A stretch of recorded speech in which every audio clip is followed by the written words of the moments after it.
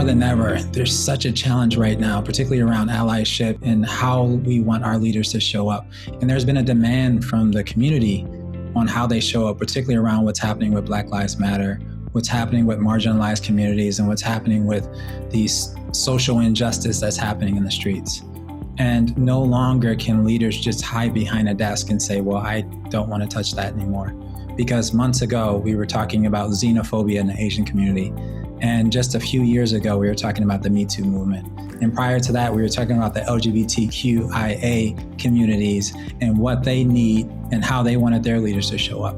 And I have no doubt in my mind that we'll be talking about this in the next couple of months with the next community and the next challenge. Through my work, I've been doing quite a bit lately around one-on-one coaching, vice presidents, executives, C-suite executives, people who have reached out to me and said, I need support because I have employees that are asking for diversity and inclusion, are asking for change, and I don't know how to give them what they're looking for. Or there's a public influence where the leadership comes to me and says, well, we just got called out on a social media channel. We don't know how to respond. And so I always prime the leaders to then have a conversation around, okay, we know this is going to happen again in the future.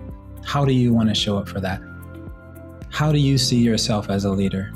And the ACT method really focuses on the vision, right? Where do you want to be? Okay, well, let's get there. Let's first work through those emotions you have, because if you're feeling scared now, and if you're feeling like you're worried about saying the wrong thing, it's going to show up in front of your employees. It's going to show up in your life, and you're going to be silent because then you're going to be in your head thinking about that.